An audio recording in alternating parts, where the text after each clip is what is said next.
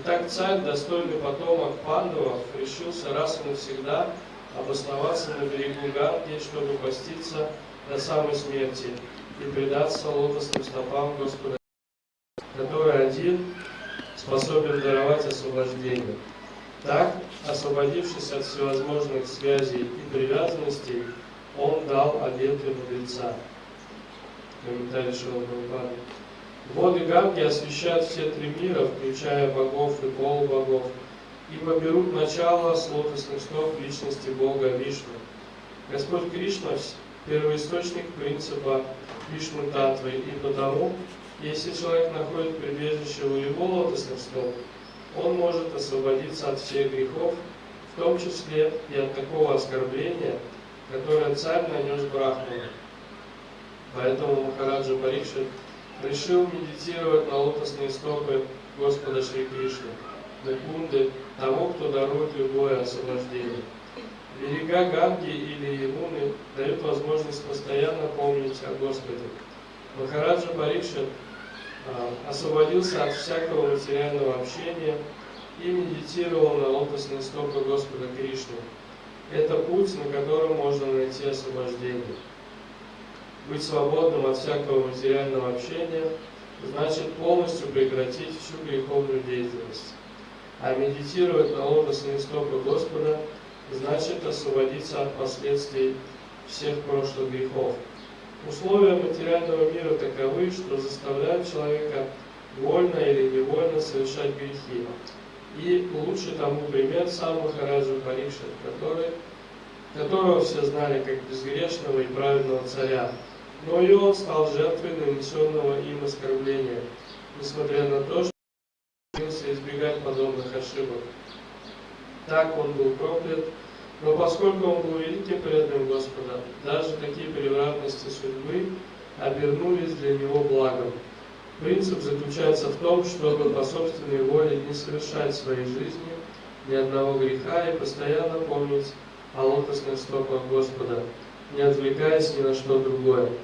Только в том случае, если преданный настроен подобным образом, Господь поможет ему постепенно двигаться по пути освобождения и достичь своих лотосных стоп. Даже если преданный совершает невольно грехи, Господь спасает предавшуюся ему душу от всех грехов, что подтверждается во всех Писаниях.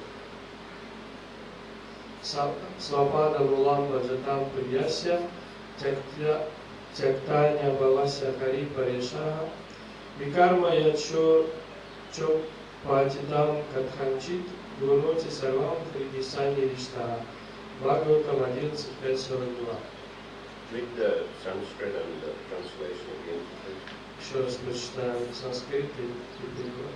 Ити Вьявачидья Сапандавея Прайо Павешам Пративишну Падья Дадо Мукунам Гримананья Баво Муни Врато Мукта Самаста Самгана. Итак, царь, достойный потомок пандавов, решился раз и навсегда обосноваться на берегу Ганги, чтобы поститься до самой смерти и предаться лотосным стопам Господа Кришны, который один способен даровать освобождение. Так, освободившись от всевозможных связей и привязанностей, он дал обеты мудреца.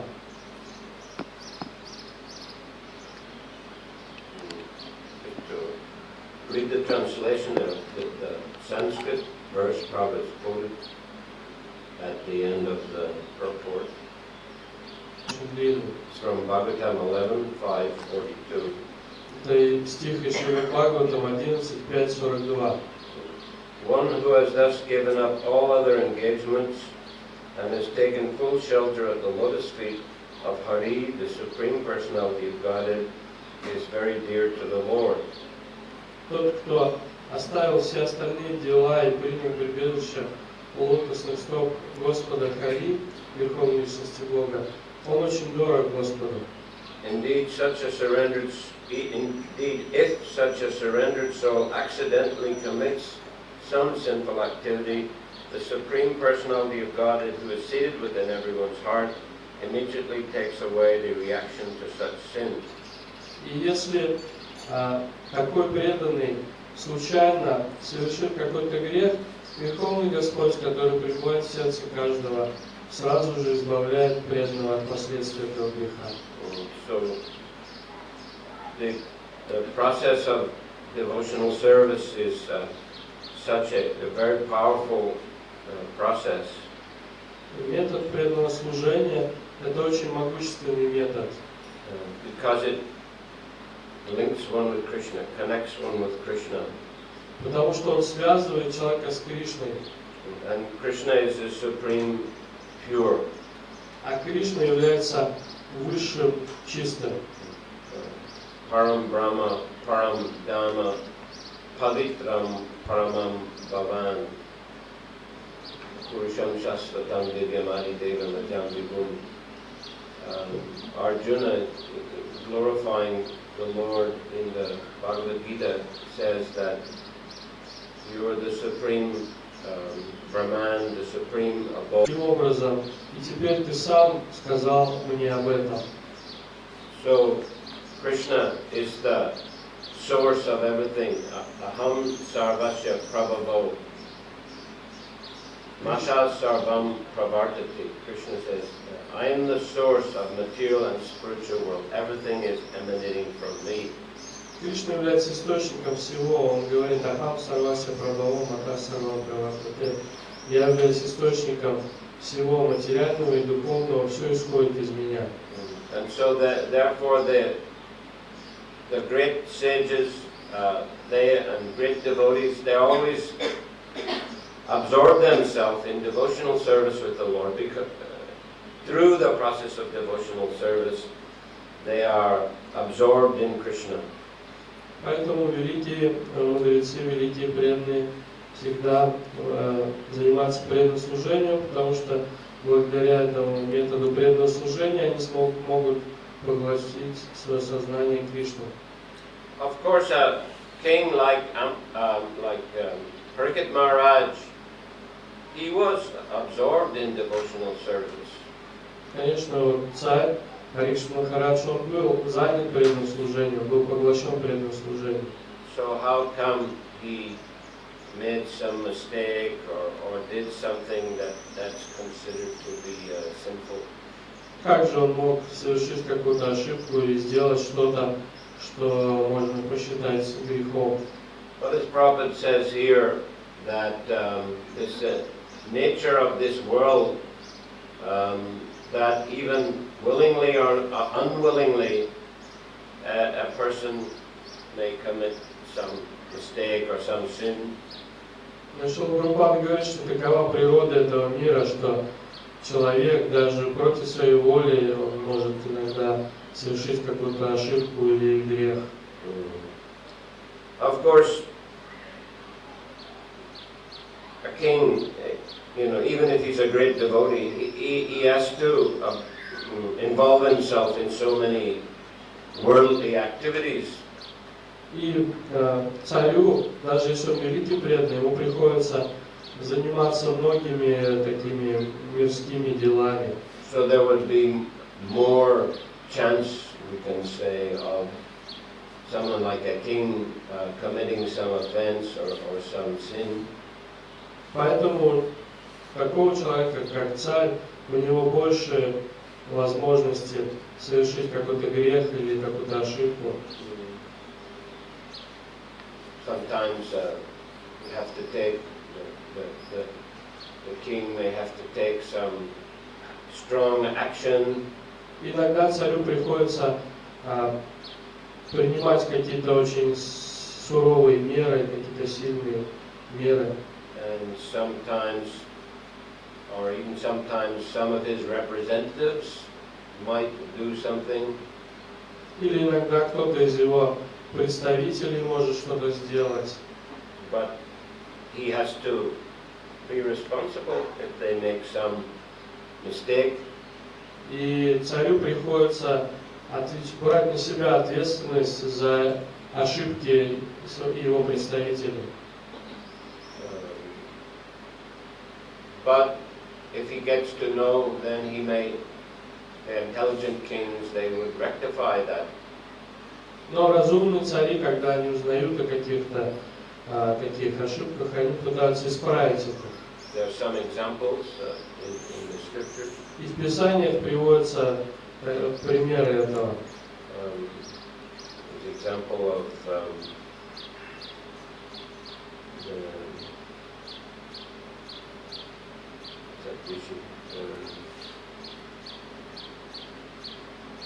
piercing the Manduka Muni. Есть пример одного риши, Мандука Муни, in relationship to him. и в связи с ним есть один пример. That he once he lived in a cave. Он жил в пещере, And he practiced his bhajan there. и там он совершал свой баджан. And once some thieves, they were running away from the police. И как-то воры убегали от полиции. And they took shelter of his cave. И они спрятались в его пещере. But the police came and found them there. Но пришли полицейские и обнаружили воров в этой пещере. And they thought that the sage also involved, in this robbery. И они They had увидели some prior arrangement that they could go there and take shelter. мудреца и подумали, что он тоже как-то связан с этой бандой, видимо, заранее он сказал, что они могут здесь спрятаться, как-то связан с So the police arrested all the thieves and they arrested also the muni. этим грабежом. И поэтому полицейские арестовали всех воров и также муни забрали с собой. And they were all condemned to die by being pierced by spears, lances. И всех их приговорили к смерти, их должны были проткнуть пиками. So they were all killed like that.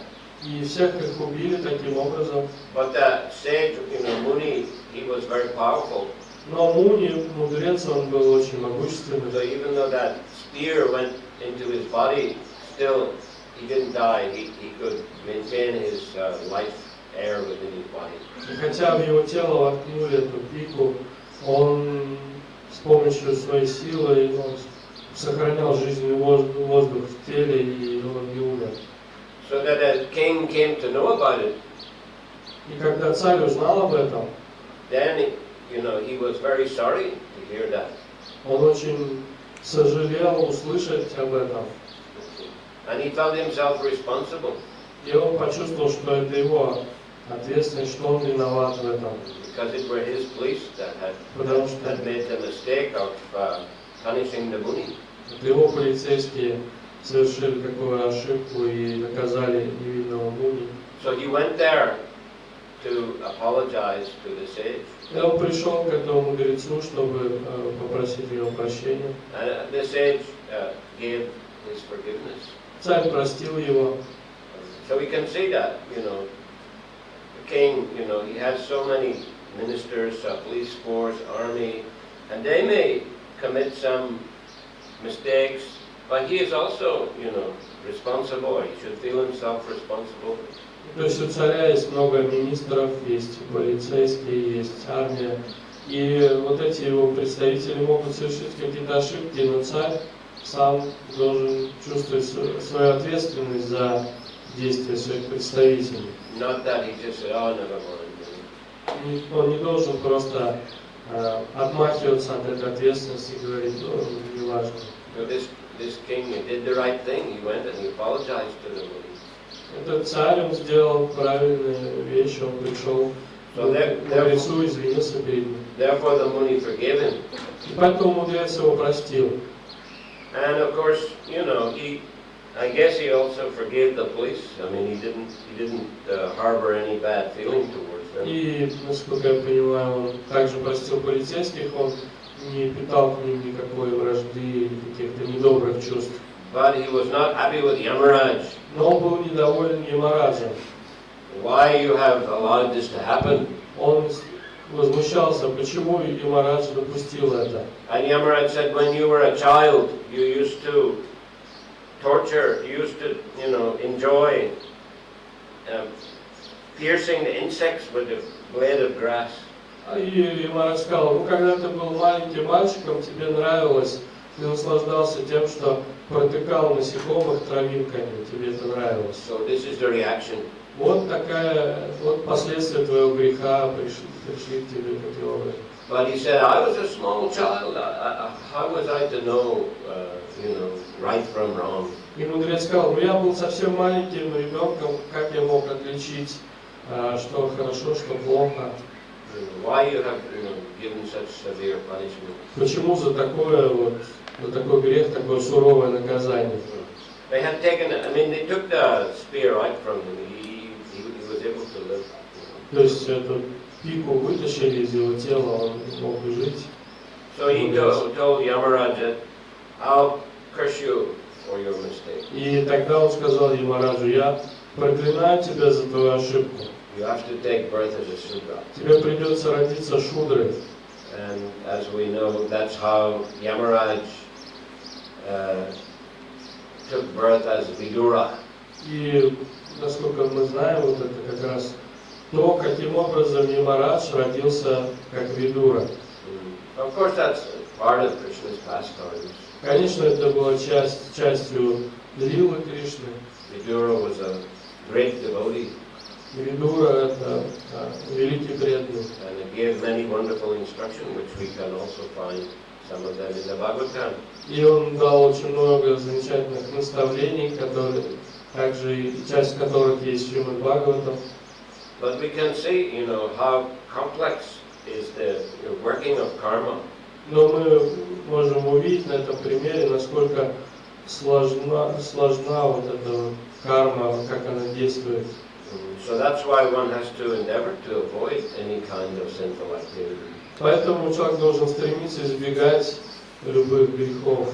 Because the reaction can be quite severe.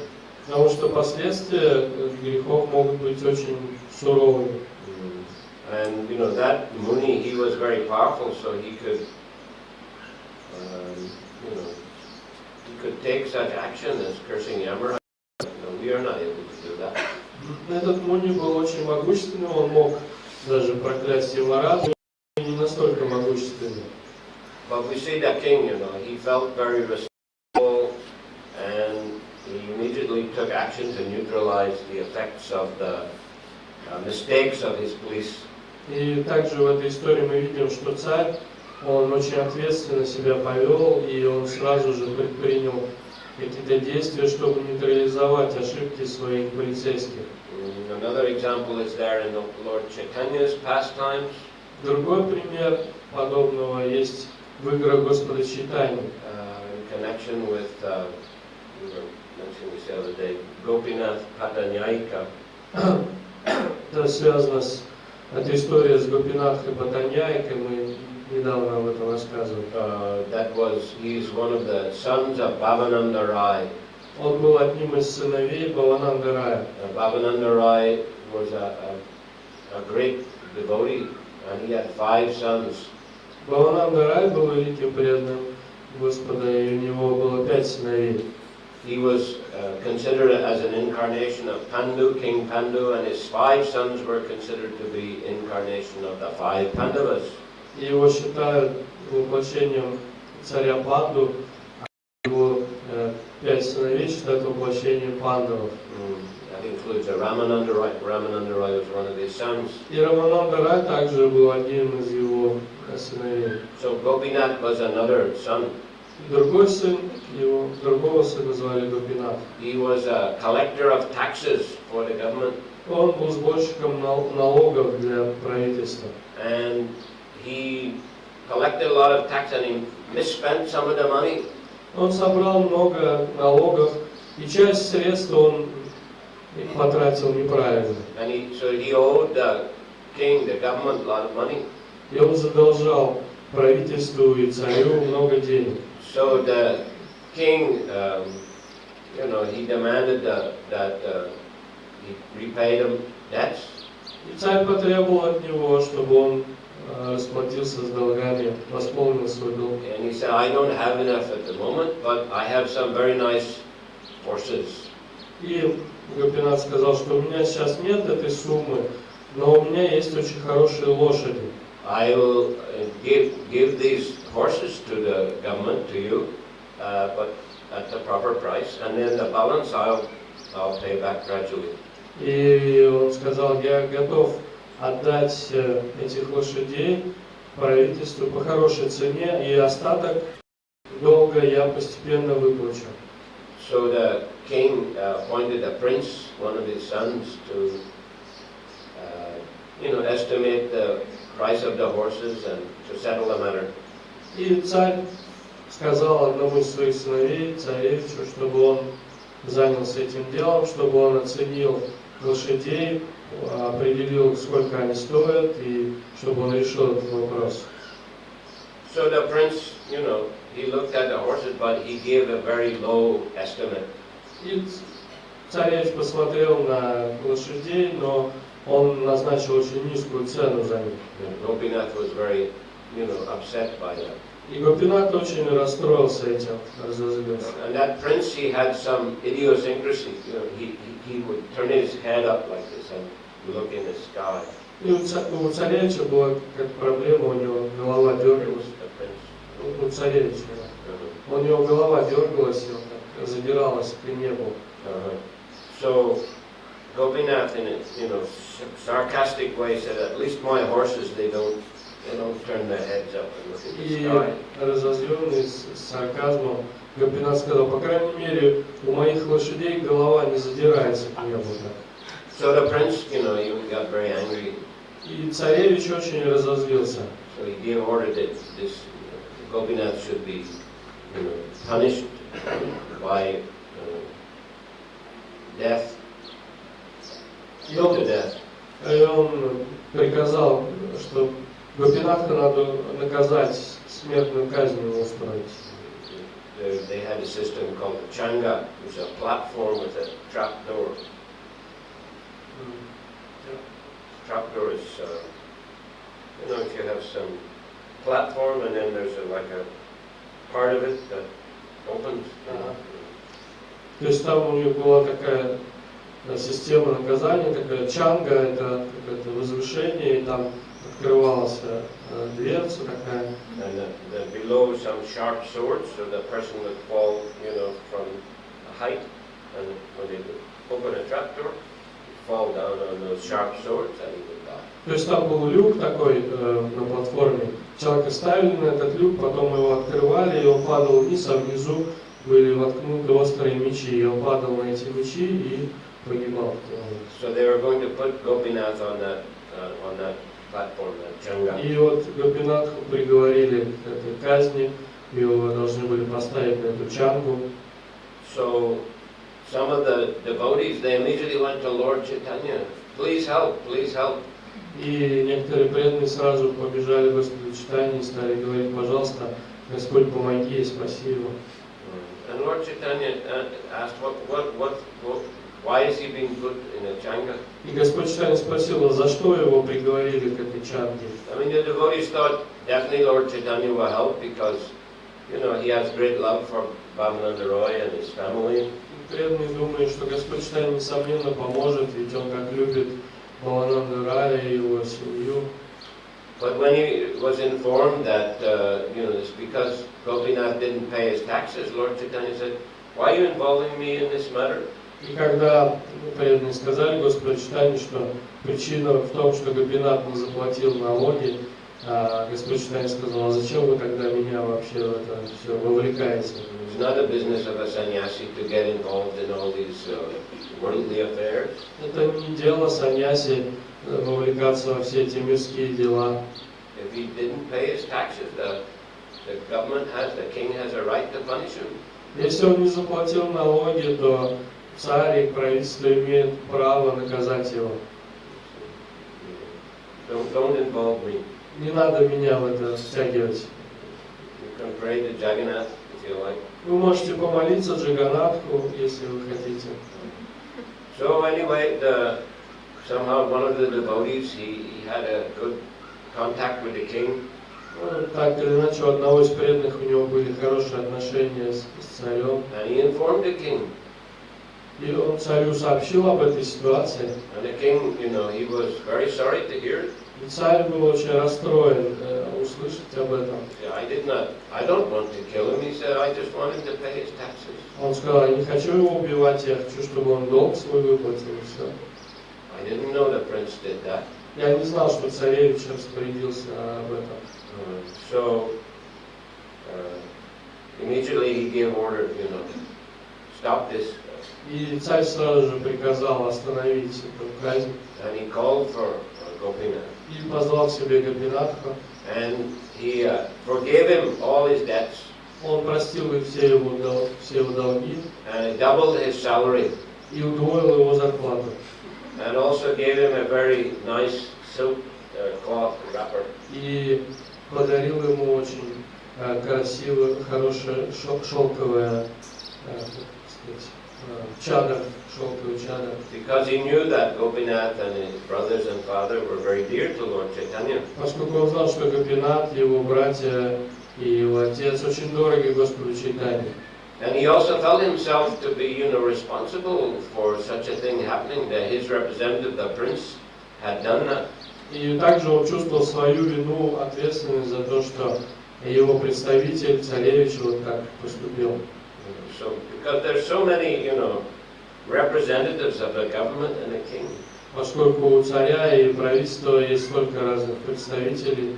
And they make their own decisions in certain circumstances. И в каких-то обстоятельствах определенных они принимают собственные решения. But still, a king, you know, he felt himself responsible for all of that. Но царь при этом чувствовал свою ответственность за решение своих представителей. And he wanted to neutralize that and to make amends. И поэтому царь решил это исправить и исправить ситуацию. He was very much in the mood of being a servant of Lord Chaitanya and being a servant of Lord Chaitanya's devotees. Поскольку у царя было вот это очень сильное настроение слуги Господа Чайтаньи и слуги его преданных. When Lord Chaitanya heard about that, that the king had doubled his salary and forgiven his debt, he wasn't very happy. Когда Господь Чайтанья услышал о том, что царь простил все долги Гопинатха и удвоил его жалование, он не был очень счастлив услышать это. What if Gopinath does the same thing again tomorrow? И он сказал, а что если Гопинат завтра опять то же самое сделает? Jagannath has saved him this time, but Джаганнат его future may not save him. спас в этот раз, но в будущем может и не спасти. He wanted his, you know, devotees to behave properly. Господь Чайтанья хотел, чтобы его преданные вели себя подобающим образом. And we see Lord Chaitanya himself as a very strict sannyasi. He was not involved in any kind of, you know, material dealings. И мы видим, что сам Господь Чайтанья показывал пример очень строгого саньяси, и он избегал всячески любых материальных дел. He even refused to meet that king, Prataparudra. Он даже отказывался встречаться с этим царем Пратапарудрой. Because he said a sannyasi has no business meeting a king. Он говорил, что саньяси не должен встречаться с царем. Even though the king was a great devotee. И несмотря на то, что царь был великим преданным. Many times Lord Chaitanya's devotees, they tried to make some arrangements so that Lord Chaitanya would give darshan to the king Prataparudra. Много раз разные преданные Господа Чайтаньи пытались устроить так, чтобы Господь Чайтанья дал свой даршан царю Пратапарудре. But Lord Chaitanya again and again refused. Но Господь Чайтанья снова и снова отказывался. If you keep pressing me, he said, I'll go to Alavana, which is, I guess, 20 kilometers away from Puri. Господь Чайтанья говорил, если вы продолжите заставлять меня это сделать, я просто уйду отсюда в Аларанат. Это где-то 20 километров от Пури. So that the devotees would be very fearful and they would stop trying to make such arrangements. Тогда преданные пугались и переставали об этом говорить Господу Чайтанье. Although the Lord finally did give darshan to our audience to Prabhupada Maharaj. В конце концов, хотя Господь Чайтанья, он дал свой даршан Махараджу Пратапарудре. But it was in a very special way. Это произошло очень особенным образом. During Rath Yatra festival, Во время праздника Радха-ятры at one point along the route, the Rath cart stops, and many offerings of foodstuff are brought to put on a cart in front of Jagannath. в какой-то момент колесница во время шествия останавливается и приносит огромное количество подношений, разных блюд, которые заносят на колесницу, и все это предлагается Господу Джаганнатху. You don't see that so much in Rath Yatras here in Russia, but if you go to Rath Yatra in India, any ISKCON Rath Yatra or other countries where there are big Hindu population, you can see along the way the Rath cart stops, and the devotees come out, householders come out and make their offerings to the Lord. В России на Радха-ятрах не особо часто это можно увидеть, но в Индии, там, в Пури и в других городах, где проводятся Радха-ятры, ИСККОН, или на Западе, в других странах, где есть большие общины индусов, где проходят Радха-ятры, можно увидеть это, что колесница останавливается, и преданные семейные люди подходят и приносят свои подношения Господу.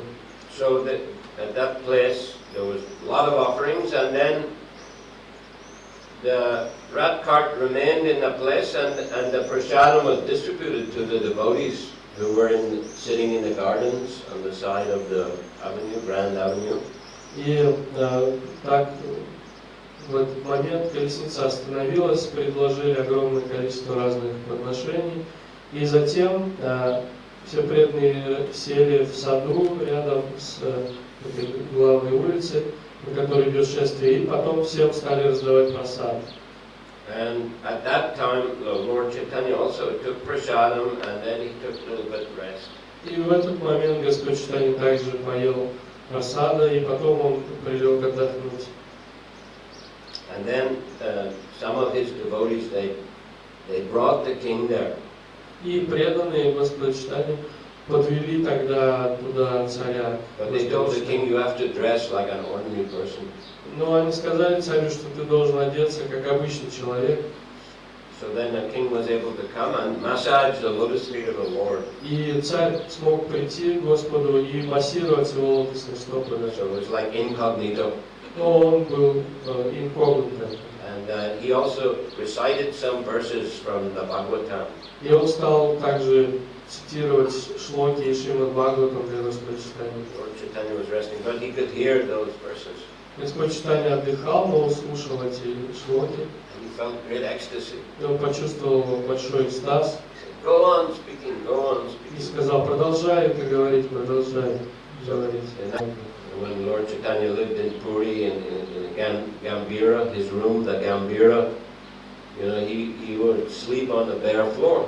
Когда Господь Чайтанья жил в Пуре, в своей комнате в Гамбире, он спал на голом полу. And the devotees, they felt very pained. И иногда он в экстазе катался там и терся головой, и разбил там, и царапал голову о землю и так далее. So finally, Swarup Damodar, he got some old cloth of the Lord, and he took some banana leaves, and he, with his nails, he made them into fine strips, and he put all that, all those banana leaves inside the old cloth, and he made a kind of mattress. В конце концов, Сварупа Дамодар, он взял какую-то старую одежду Господа Чайтаньи, потом он взял сухие банановые листья, он своими ногтями разорвал их на тонкие полосочки такие, сделал наполнение для матраса, набил вот эту старую. Мы видим, что положение саньяси и брахманов — это положение духовных лидеров общества. So they are very strict to avoid any kinds of, contaminating or sinful activity. Поэтому они особенно строго подходят к тому, чтобы избежать любого какого-то греховного действия или любого действия, которое может их осквернить. they avoid the worldly dealings as much as possible. И насколько возможно, они стараются избегать мирские какие-то дела, мирские отношения. Absorb themselves in hearing and chanting about the Lord and in worshiping the Lord. Стараются погружаться больше в повторение, повторение Святого имени, слушание о Господе, служение Господу. So that their connection with Krishna is very, very intimate and very strong. Для того, чтобы у них была очень близкая связь с Кришной и очень сильная связь с Кришной. So in that way they're very Krishna conscious and they can guide the other members of society in spiritual life. Таким образом, поскольку они обладают глубоким сознанием Кришны, они могут направлять других людей, помогать другим людям. But others who are Kshatriyas or Vaishyas or Sudra, they have many kind of worldly dealings. Но другие люди, кшатрии, вайши, шудры, у них гораздо больше разных мирских дел и обязанностей. So the chances of committing sinful activities, willingly or unwillingly, are much greater. Поэтому для таких людей шанс совершить какой-то грех, вольно или невольно, он гораздо больше. So that's what happened to Maharaj Parikshit. И как раз это и произошло с Махараджем Парикшитом. He was out hunting. Он отправился на охоту. And that was allowed for the Kshatriyas. They could practice their archery by killing wild animals. И кшатриям позволялось охотиться. Таким образом они могли тренироваться в своем искусстве стрельбы из лука для того, чтобы точно так же они убивали диких животных. They could also protect the sages who were living in the forests. И таким образом они защищали мудрецов, которые жили в лесах. But he went to the ashram of Samik Rishi because he was feeling very, very thirsty. И Париш Махарадж пришел в ашрам Шамики Риши, поскольку он очень сильно захотел пить. And the sage was deep in meditation. А мудрец сидел в ашраме, погруженный в глубокую медитацию. He didn't notice the king. И он даже не заметил прихода царя. So the king, he was very tired and he was very thirsty. So he felt agitated. He felt that this sage is ignoring me. И царь был уставшим, он очень хотел пить, и у него появилось раздражение к этому мудрецу, что вот мудрец меня игнорирует совсем. So he saw, as he was leaving, he saw a dead snake on the ground, and he just put the snake around the sage's neck. И когда он уже уходил из ашрама, он увидел вдруг, что там лежит мертвая змея на земле, и он взял эту мертвую змею и повесил на шею мудрецу. Normally, a great king like that wouldn't make such a mistake. Ну, обычно такой великий царь не совершает таких ошибок. But still, somehow it happened. Ну, так или иначе, так получилось, так вышло. Of course, it's taken to be the arrangement of Krishna because thus the Bhagavatam was spoken. И, конечно, считается, что это было устроено Кришной, потому что благодаря всему этому событию был поведан Шримад Бхагаватам. But anyway, we see that the reaction of the king was to take it as a mercy of Krishna. И мы также видим, что царь воспринял всю эту ситуацию как милость Кришны. Even though he was such a sinless king, such a pious king, Несмотря на то, что он был таким безгрешным и благочестивым царем, he did such an action. он совершил такой поступок. And he could have requested some of the Brahmins in his palace because the sage's son got very angry when he saw what happened, and he cursed the king. Сын мудреца, когда увидел, что произошло, он очень разозлился, и он проклял царя. To die within 7 days. Что он умрет через 7 дней. So Parikshit Maharaj, he could have asked the Brahmins in his palace to, somehow chant mantras, counteract the curse so that he could live longer. И царь мог бы попросить брахманов в своем дворце как-то противодействовать этому проклятию, чтобы они прочитали определенные мантры, чтобы он мог жить дольше. But no, he took it as an opportunity to retire from the worldly life, from the kingly life. Но царь воспринял это как возможность отойти от мирских дел, отойти от царской деятельности. And to absorb himself fully in hearing about Krishna. И для того, чтобы полностью сосредоточиться на том, чтобы слушать о Кришне. So in that way, he withdrew from the worldly life and absorbed himself more in the way of the sages, the Brahmins. Таким образом, царь оставил мирскую деятельность, мирскую жизнь и полностью сосредоточился на деятельности, которой занимаются брахманы и мудрецы. Because in that position, the likelihood of committing any further mistake or sinful activity is almost nil. Потому что в таком положении возможность совершить какой-то грех или ошибку практически отсутствует. So the devotees, they should at least part of their time try to absorb themselves in that kind of sadhana of hearing and chanting about the Lord. И поэтому преданные хотя бы часть своего времени должны посвящать тому, чтобы полностью сосредотачиваться на своей садхане и повторять Святое Имя, слушать о Господе. Of course, some devotees who are, more Brahmanical, they are most of the time absorbed in bhajan and in puja. Конечно, преданные, которые более брахманичного склада, они большую часть времени и так заняты пуджей и баджаном. But other devotees have so many dealings, worldly dealings. Но у других преданных могут быть много других дел, какие-то отношения в этом мире. But still, part of the time, they should try to absorb themselves in that, in that pure Krishna conscious activity. Но хотя бы часть своего времени все преданные должны посвящать тому, чтобы быть полностью поглощенными этой чистой деятельности в сознании Кришны. At least part of the day put aside for, attentive chanting, hearing about the Lord, and worshiping the Lord. Хотя бы часть дня должна быть посвящена этой деятельности, внимательному повторению Святого имени Господа, слушанию о Господе.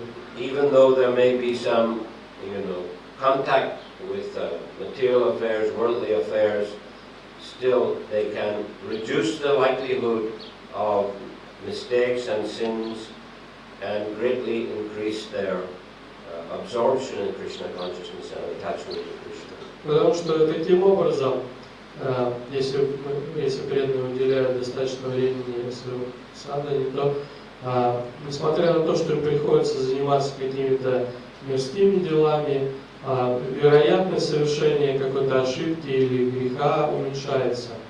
And especially when the time of death is coming near, devotees should endeavor to increase their hearing and chanting about Krishna. И особенно, когда приближается время смерти, преданный должен максимально увеличить время, которое он посвящает повторению Святого имени, слушанию о Господе. And this way follow in the footsteps of great devotees like Prabhupada. И таким образом последует примеру таких великих преданных, как Париш Махарадж. Харе Кришна. Any question or comment? Есть ли у вас какие-то вопросы или комментарии?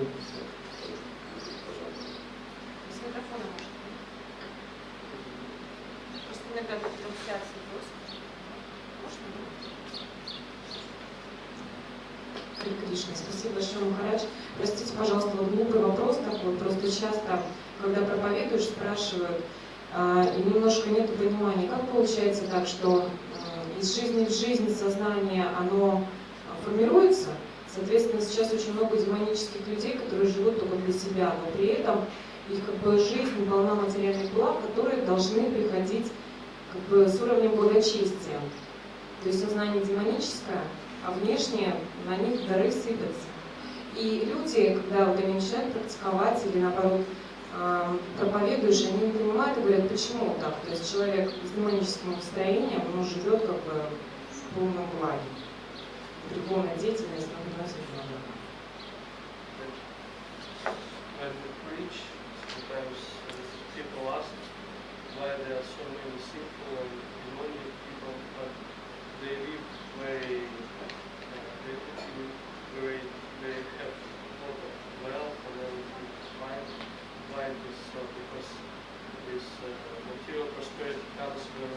pious, but they see the people who are devoted, but still they have the wealth and prosperity. So how to understand that? Why this so? Well, they may have performed some pious activities in their previous lives. Причина в том, что, может быть, в прошлых жизнях они совершали какие-то благочестивые поступки. But also, we should understand that, material prosperity isn't necessarily good for spiritual advancement. Также мы должны понимать, что материальное процветание не обязательно является чем-то хорошим для духовного развития. It can be a great impediment. Наоборот, оно может быть большим препятствием. Create a lot of anxiety in a person's mind. Также это материальное богатство может создавать множество беспокойств в уме человека. How to protect one's wealth, how to protect one's property. Как сохранить, защитить свое богатство, как защитить свое имущество. And it also can be a source of committing sinful activities, having too much wealth. A person, thinks he can behave any way that he likes. И также, когда у человека большое богатство, он может думать, что он может делать все, что угодно, ему все позволено, и таким образом у него больше появляется возможность совершить какой-то грех. Sometimes Krishna, takes away his devotees' wealth. И поэтому иногда Кришна, он забирает даже богатство своих преданных. To make the devotee more dependent on him. Чтобы преданный больше еще полагался на него, чтобы он зависел еще больше от него. So it's actually beneficial not to have too much and to live a very simple life and focus on spiritual activities. Поэтому на самом деле это гораздо большее благо жить простой жизнью, не иметь особо больших богатств, для того, чтобы просто жить и больше иметь возможность сосредоточиться на духовной жизни. And sometimes it's one should take it as Krishna's mercy if he loses his material wealth. И иногда, если мы теряем свои материальные богатства какие-то, мы должны воспринимать как милость Кришны. There was a sage, isn't it? He gave blessings to 4 persons. Была одна история, как один мудрец, он давал благословение 4 разным людям. To a prince, to a butcher, to a brahmachari who was performing austerities, and to a devotee. Этот мудрец, он дал благословение царевичу, мяснику, брахмачари, который совершал аскезы, и преданному. So to Hare Krishna, to the prince, he said, "May you never die." И царевичу мудрец сказал: живи вечно, никогда не умирай. And to that brahmachari, he wasn't a devotee in particular, he was just an austere brahmachari. He said, "May you die immediately." А брахмачари, который не был преданным, просто был таким аскетичным брахмачари, мудрец сказал ему: умри немедленно. And to the butcher he said, "May you neither live or die." А мяснику он сказал: не живи, не умирай. And to the devotee he said, "You can either live or die." А преданному он сказал: ты можешь жить, можешь умереть, нет разницы.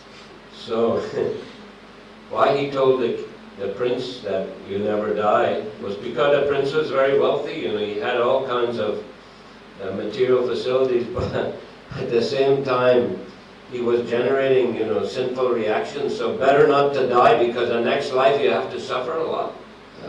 Мудрец сказал царевичу: не умирай, живи вечно, потому что у царевича сейчас большое материальное богатство, он наслаждается материальными удобствами, но при этом он совершает множество грехов, и последствия его грехов ждут его.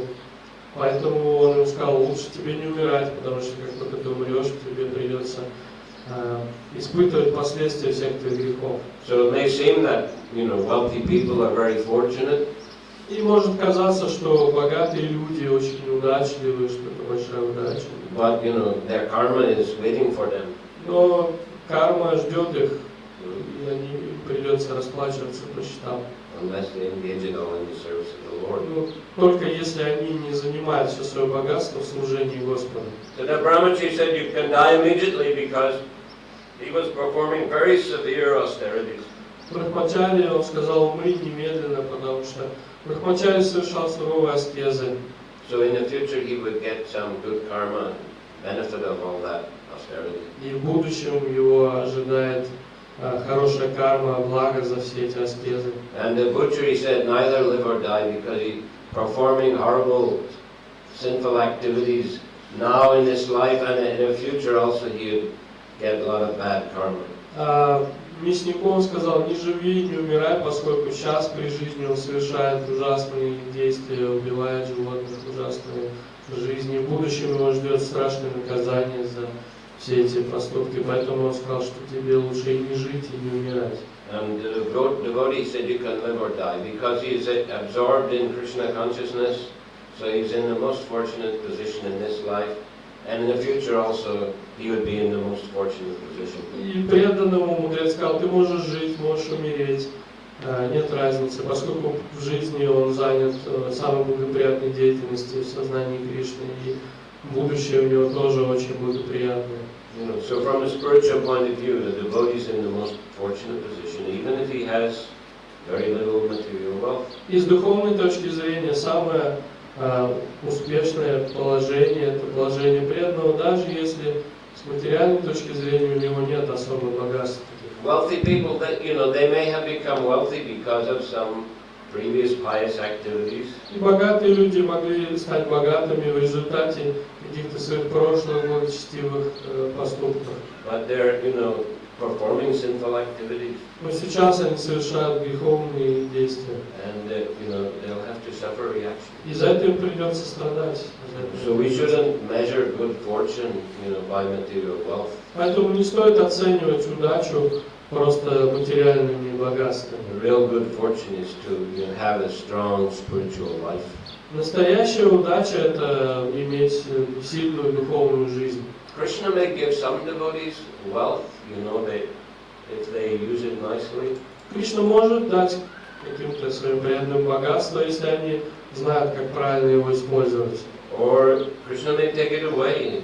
Кришна может также и забрать богатство. But a devotee, you know, he should be equipoised. Преданный должен оставаться невозмутимым. Just like Srila Prabhupada, you know, at one time he had some flourishing business. Как Шрила Прабхупада, в какой-то момент у него был процветающий бизнес. But then, you know, Krishna took it away. Потом Кришна забрал его. And he was actually living, he was very poor for quite some time. И довольно продолжительное время Шрила Прабхупада жил очень бедно. He was, you know, when he was in the 1950s, early 60s, when he was translating the Bhagavatam, printing the first volumes of the Bhagavatam, he had very little money. В 50-е годы, в начале 60-х, когда Шрила Прабхупада переводил Бхагаватам, печатал первые тома Бхагаватам, он был очень беден, у него вообще почти не было денег. He would even sometimes walk long distance to the printers in Delhi because he didn't have enough for the rickshaw. Ему часто даже приходилось пешком идти на длинные расстояния в Дели в типографию для того, чтобы печатать книги, потому что у него не было денег на рикшу даже. Well, whatever money he had, he wanted to use it for printing. Те деньги, которые у него появлялись, он полностью использовал для печати Бхагаватам. But he just went on with his, you know, duty, his service to his spiritual master. Но он продолжал выполнять свой долг и свое служение духовному учителю. Later, when he came to the West, he got so many followers and so much money. Позже, когда он отправился на Запад, приехал на Запад, у него появилось множество последователей и много денег. But he always used it in Krishna's service. Но он всегда все это использовал в служении Кришне. He wasn't attached. Он не был привязан к этому. So that's the position of the devotee. Таково положение преданного. Whatever reason people get rich, you know, due to the pious activities or whatever, this is all material activity. По какой бы причине эти люди не стали богатыми, по из-за прошлых благочестивых поступков или еще по какой-то причине. Все это в любом случае материально. The devotee shouldn't allow himself to become, let's say, jealous of wealthy people in the material world. Преданный не должен начать завидовать каким-то богатым людям в этом мире. The devotee should feel fortunate to be able to practice Krishna consciousness and associate with devotees and hear and chant about Krishna. Преданный должен чувствовать, что ему очень сильно повезло, что у него появилась возможность узнать о сознании Кришны, следовать практике сознания Кришны, общаться с преданными, слушать о Кришне и повторять святое имя. Be ready to live a simple life. И преданный должен быть готов жить простой жизнью. Even if Krishna sends him wealth. И даже если Кришна пошлет ему богатство, он должен все равно жить просто. Is that answer? Ответил это на ваш вопрос? Можно уточнять вопрос?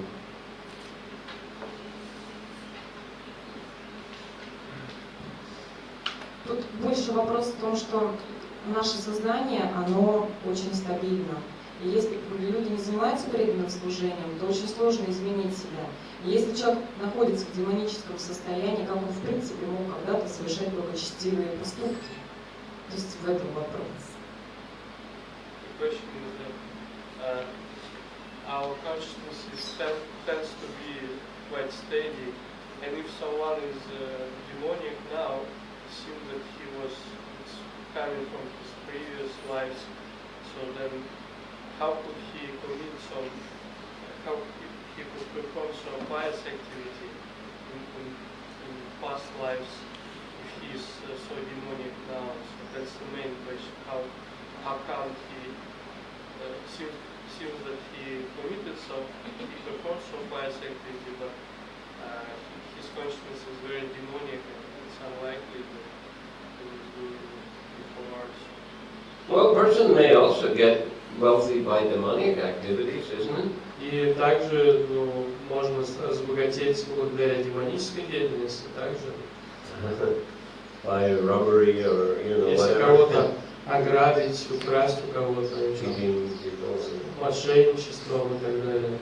Karma is very complex. Карма очень сложна, So очень there, сложная. maybe some mixture of previous pious activity and some also present sinful activities. То есть это может быть смесь такая, что-то от прошлого благочестия, что-то благодаря греховным действиям сейчас он получил. So I think it's not really we shouldn't concern ourselves too much with how it happened, but Нам не нужно слишком сильно занимать свои мысли тем, как это произошло, в чем причина, почему так сейчас это богатство есть. better we realize that we have the greatest fortune. Нам лучше понять, что у нас есть самое большое богатство и самая большая удача на самом деле. To have Krishna consciousness. Что сознание Кришны — это самое большое богатство. So the devotee should share that Krishna consciousness with others. Like, if a wealthy man is very generous, then that's considered very pious. So if the devotee is especially wealthy and having so much spiritual knowledge, then he should be generous and share that with others. Преданные должны делиться этим богатством сознанием Кришны. Если есть какой-то богатый человек, и он очень щедрый, и он делится своим богатством, то это считается благочестивым очень настроением. И преданный, обладающий сознанием Кришны, духовным знанием, должен щедро делиться этим богатством с другими людьми. Okay.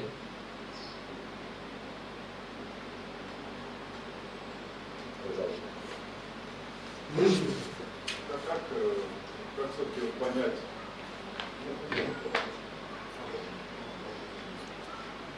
как более практично понять пример Парикшита?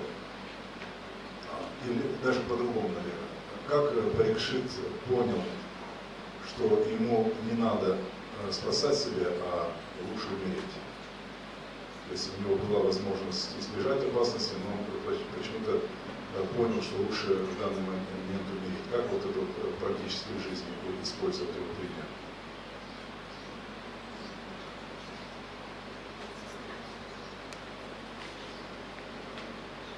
Well, I guess Krishna inspired him in this way. Но, насколько я понимаю, Кришна его так вдохновил, что он понял это, что ему лучше сейчас умереть. That's the inspiration that he felt from Krishna. То есть пришло такое вдохновение от Кришны, он почувствовал это. I mean, in anyone's life, the decisions that they take, are often inspired by the Lord from within.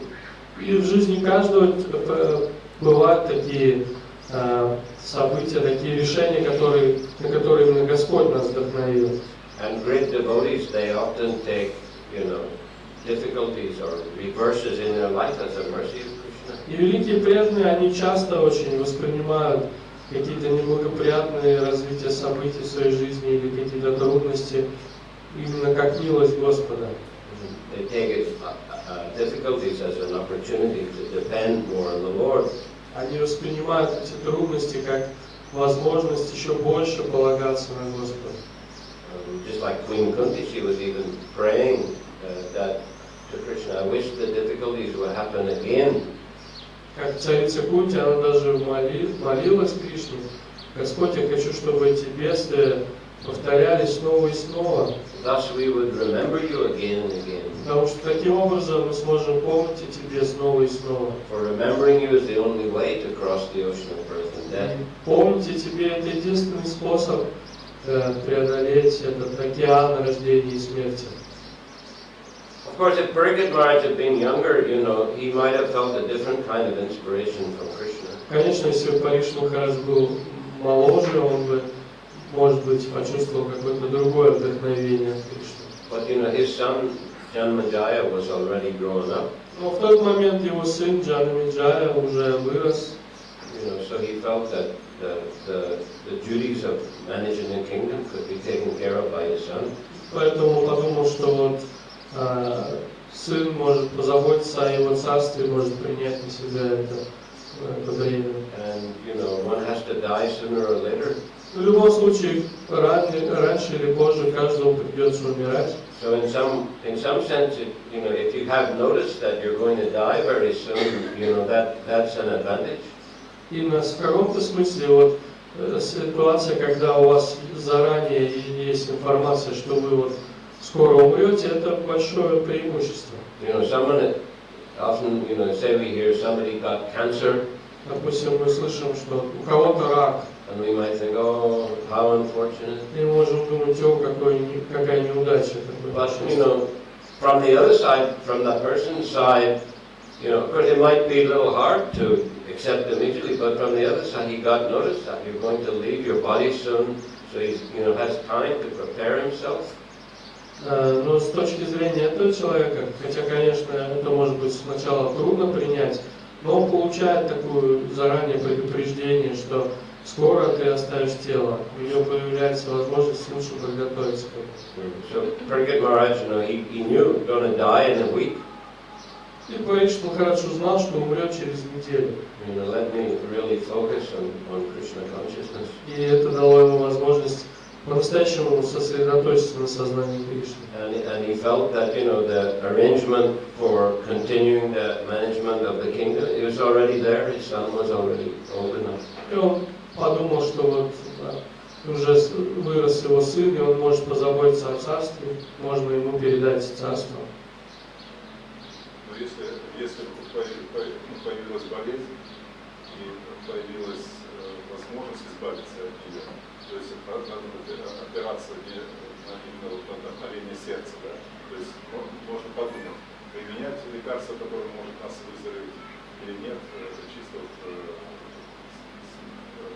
объективно смотреть ситуацию, да?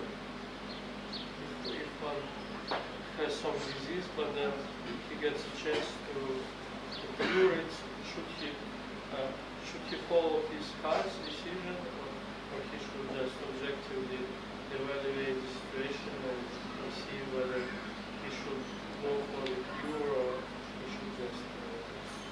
Well, I think both. He can look at the situation objectively, and he can also, consider what is his heart's mood or what he feels inspired to do. I mean, I don't think a person, if he gets some, serious disease, I don't think he's necessarily obliged to, have an operation and try to cure it. On the other side, he's not obliged also to just give up his, his body quickly.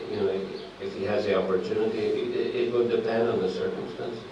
Ну, все будет The зависеть individual also. от ситуации, от человека, то есть можно и одновременно объективно оценивать ситуацию, и в то же время следовать желанию сердца, вдохновению сердца, то есть по-разному может быть, и все зависит от ситуации, от человека. И, то есть он не обязан, если у него есть возможность лечиться, что он не обязан там, делать какую-то операцию, лечиться. И также он и не обязан просто все оставить и бросить и умереть. То есть есть всегда выбор, который поможет. Okay. Last question. Последний вопрос. Which time he came to save souls? He already knew that in Kali Yuga everyone are fallen. At the same time, he is very, very strict to his followers. Chota Haridas to that family, he said, why you are involving me to protect me, it's not my doing. Was the mood, how to understand? Господь Чайтанья пришел, чтобы спасать падших людей, он знал, что в Кали-югу все падшие. Но в то же время он очень был строг своим последователям, своим преданным, как вот мы знаем эту историю Чота Харидаси, или вот этот пример, что он сказал: не увлекайте меня в эти дела с Гопинатхом, это и ваши дела. То есть как понять одновременно вот он милостив падшим, но в то же время очень строг своим последователям? Well, yes, I mean, we should try to be as strict as possible with ourselves and in general, for, setting example and encouraging people to, follow the rules of their ashram and their duties very seriously. Да, мы в целом должны к себе как можно строже относиться и следовать как можно строже всему, и вдохновлять других людей тоже строго следовать правилам в их ашраме и их обязанностям. But at the same time, you have to understand Kali Yuga, and you have to be forgiving and encourage everyone to go on chanting and practicing Krishna consciousness, even if they have difficulty following the rules of their ashram or they make some mistakes. В то же время мы должны понимать, что сейчас Кали-юга, поэтому мы должны быть снисходительными и великодушными. Если кто-то совершает какие-то ошибки и нарушает какие-то правила своего ашрама и так далее, мы все равно должны вдохновлять этого человека продолжать повторять Святое Имя, следовать сознанию Кришны. As Prabhupada said, hard as a thunderbolt, but soft as a rose. Прабхупада говорил, что Вайшнав, он тверд, как молния, и в то же время мягок, как роза. So, combination. То есть это комбинация того и другого. Okay, Hare Krishna. Grantaraj Srimad Bhagavatam ki Shrila Prabhupada ki Samaveta Bhaktivinoda ki Nidai Gaura Premanandi.